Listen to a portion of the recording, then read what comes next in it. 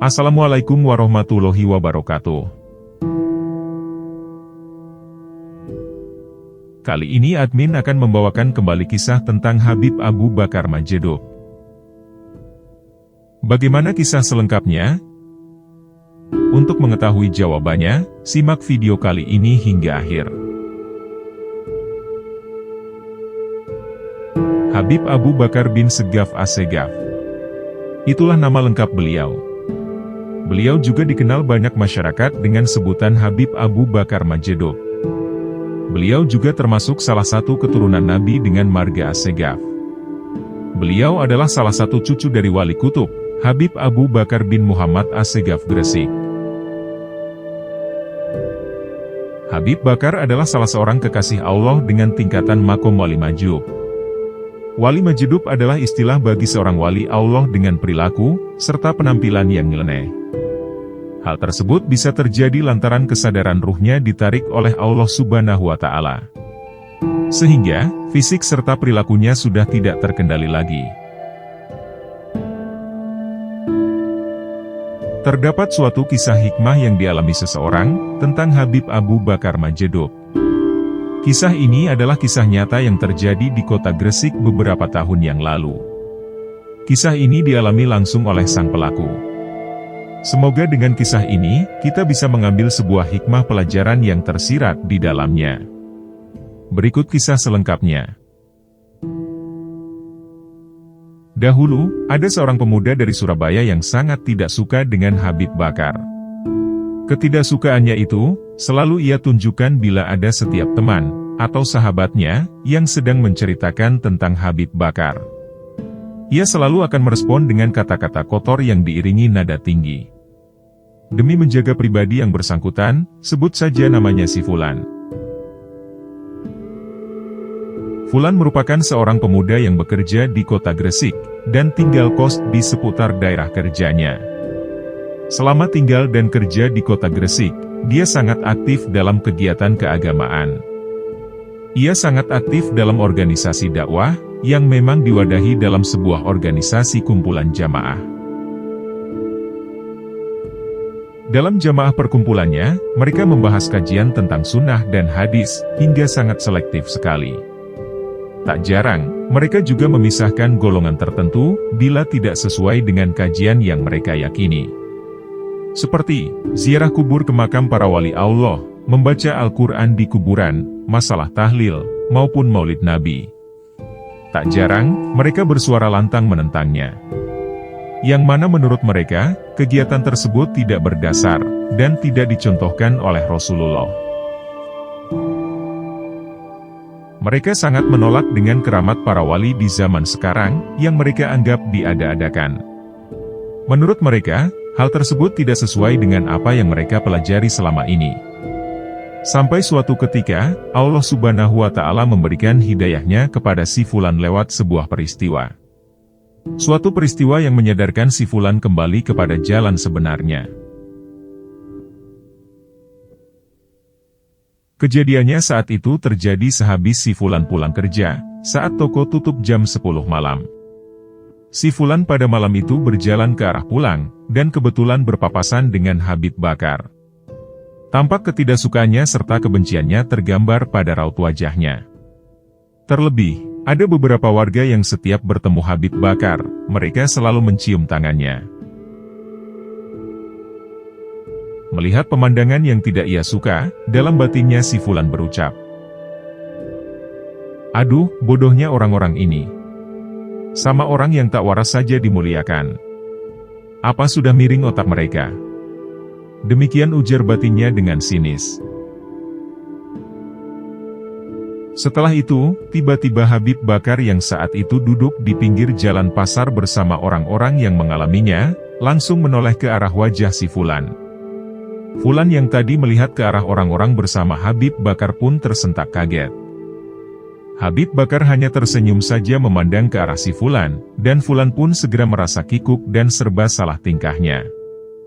Maka, segera saja ia langkahkan kakinya dengan cepat, agar segera pulang ke tempat kos-kosannya. Hal yang tak wajar mulai dialami si Fulan setelah kejadian malam itu. Dan akhirnya esok harinya, Fulan tidak bisa masuk kerja, karena badannya sedang sakit. Hari berganti hari, hingga 1 minggu sudah berlalu, si Fulan terbaring sakit di kosannya. Karena khawatir, maka rekan kerja membesuknya, dan mengabarkan Fulan ke keluarganya di Surabaya. Setelah dibawa ke dokter dan rumah sakit, kondisi sakit si Fulan tetap sama. Sakitnya demam, dan sering mengigau dalam tidurnya. Tak ada perubahan sama sekali. Dan menurut kata dokter, kondisi tubuh Fulan sebenarnya tidak ada masalah. Dan ia juga tak punya riwayat penyakit dalam, ia hanya mengalami demam saja. Sungguh aneh. Bahkan, dokter pun tidak mengetahui, apa penyebab ia mengalami sakit hingga seperti itu. Mengetahui kondisi yang demikian, orang tua Fulan sangat khawatir dengan keadaan anaknya. Terlebih, Fulan sering mengigau di malam hari. Dalam tidurnya, di Fulan mimpi berteriak-teriak minta ampun, dan ia beristighfar berulang kali. Hingga pada akhirnya, orang tua Fulan pun memilih jalan non-medis, yaitu minta petuah kepada habaib sepuh di kota Gresik. Kebetulan pada saat itu, orang tua Fulan kemudian sowan kepada Habib Hussein Assegaf, atau yang biasa dikenal dengan nama Habib Potlot. Kala itu, orang tua Fulan menanyakan perihal sakit putranya. Dan setelah ditelusuri kronologinya, barulah terjawab. Setelah didoakan lewat perantara Habib Hussein, barulah Fulan kondisinya berangsur pulih sakitnya. Setelahnya, pada malam harinya sekarang si Fulan tidak mengigau, cuma demamnya masih terasa. Akhirnya, setelah kondisi Fulan sedikit pulih dari sakitnya, barulah dia ditanya oleh orang tuanya, sebab kenapa selama sakit malamnya selalu mengigau teriak-teriak. Fulan pun bercerita, bahwa selama sakit dan tidak sadarkan diri, dia bermimpi ketakutan sekali. Dia bermimpi ditampakkan peristiwa orang-orang disiksa di alam barzah. Nampak siksa kubur orang-orang yang suka menghibah dan berkata kotor iri dengki, dengan dipotong lidahnya. Menurut si Fulan, terdapat hal yang lebih mengerikan lagi, ada satu makhluk tinggi besar yang selalu meneriakinya. Mana manusia yang hatinya kotor dan selalu memusuhi Habib Abu Bakar kekasih Allah? Ucap makhluk tersebut. Hal itulah yang membuat hati Fulan ketakutan luar biasa. Sedangkan di situ dia melihat banyak orang di azab kubur yang sangat pedih. Dilihatnya siksaan yang menimpa orang-orang bermacam-macam jenisnya. Mendengar penuturan kisah si Fulan, maka kedua orang tuanya pun ikut menangis. Maka atas saran beberapa kerabatnya dan seorang Habib sepuh, Fulan beserta keluarganya disarankan minta maaf kepada Habib Abu Bakar Manjedub. Dari penjelasan yang disampaikan oleh Habib sepuh, bahwa itu merupakan hikmah dan teguran dari Allah Subhanahu wa Ta'ala kepada Fulan. Allah marah atas sifat dan kelakuan si Fulan. Allah akan marah bila kekasihnya dizolimi, terutama kepada sosok Habib Bakar. Siapa yang memerangi wali-waliku, maka Allah Subhanahu wa Ta'ala akan memeranginya. Demikian sedikit dari penjelasan Habib sepuh tersebut. Dan siapa yang zolim pada seseorang, hakikatnya zolim kepada dirinya sendiri, dan pasti kembali kepada dirinya. Maka setelah Allah membuka mata hati dan kesadaran Fulan, hingga akhirnya, Fulan beserta keluarganya bertemu Habib Bakar, dan meminta maaf. Sampai hidayah itu datang, bersamaan dengan itu pula Allah sembuhkan sakit yang selama ini diderita si Fulan.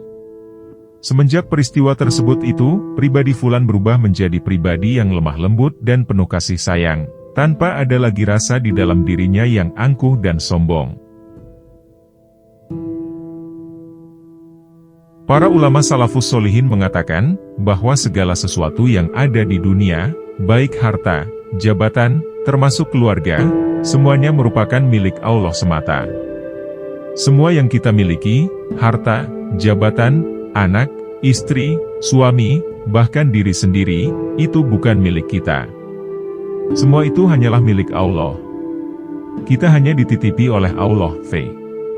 Suatu hari, yaitu ketika dunia ini berakhir, atau diri kita berakhir dengan kematian, maka semuanya akan kembali kepada Allah. Demikian dari perkataan para ulama salafus sholihin. Sebagaimana dijelaskan dalam firman Allah Subhanahu wa Ta'ala dalam surah Al-Baqarah, ayat 156. Dalam ayat tersebut, diterangkan bahwa sesungguhnya kami adalah milik Allah, dan sesungguhnya hanya kepadanya kami akan kembali pula. Dan Allah juga mengingatkan kepada kita agar tidak bersifat sombong, sebagaimana firman-Nya dalam surah Al-Isra, ayat 37. Dan janganlah engkau berjalan di bumi ini dengan sombong, karena sesungguhnya engkau tidak akan dapat menembus bumi dan tidak akan mampu menjulang setinggi gunung. Hikmah yang bisa kita petik dari kisah ini adalah, bahwa hendaknya kita jangan merasa sombong dan merasa paling benar. Dan hendaknya kita selalu berbaik sangka kepada siapapun. Kita tidak pernah tahu bagaimana kedudukan suatu hamba kepada Tuhannya. Bisa saja hamba yang kita pandang remeh, ternyata mempunyai kedekatan dengan Sang Ilahi Robbi.